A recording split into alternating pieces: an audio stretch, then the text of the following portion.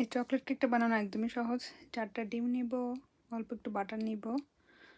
আমি সামান্য একটু দারুচিনি গুঁড়ো মিক্স করেছি ফ্লেভারের জন্য। তারপর ব্রাউনির গুঁড়া মিক্স করে নিব পরিমাণ মতো। কনসিস্টেন্সি এমন হবে যাতে খুব বেশি ঘনও না হয়, একদম পাতলাও না হয়। বাটার আমি 2 টেবিল স্পুন নিয়েছিলাম, কিন্তু সবটা আমার লাগেনি। তারপর মিক্স করে নিব হ্যান্ড মিক্সার বা হুইস্কার যেটাই থাকে। তারপর আমি এয়ার ফ্রায়ার বানিয়েছি বেসিক্যালি, এটা আবার ওভেনেও বানানো যাবে। ওভেনে আমি 180 ডিগ্রি টেম্পারেচারে আধা ঘন্টা রাখি। এয়ার ফ্রায়ারও তাই করেছি, খুব সুন্দরভাবে হয়ে গেছে।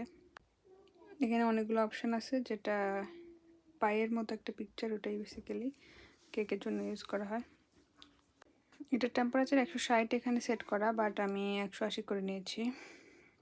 আর টাইম আধা ঘন্টা এনাফ। তারপর টপিং আপনাদের পছন্দ মতো করে নেবেন। আমি এখানে স্ট্রবেরি আর কিছু ব্লুবেরি দিয়েছি। এই কাটারটা দিয়ে স্ট্রবেরি কেটে নিলে সুন্দরভাবে সাইজ হয়। 4-5টার মতো স্ট্রবেরি আমার কেটে নিয়েছি, বাট আমার সবকটা লাগেনি।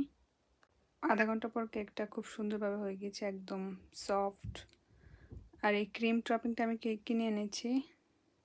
আমি জানি না এই কেকটা আমার আসলে গরম গরম খেতেই মজা লাগে।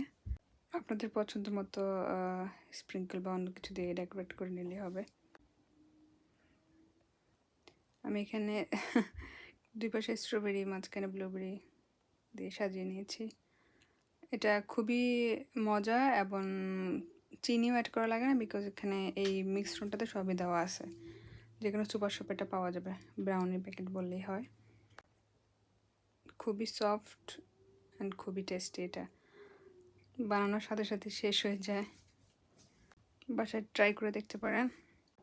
ফ্রুটসের সাথে স্প্রিঙ্কলটা কম্বিনেশনটা ভালোই লাগে।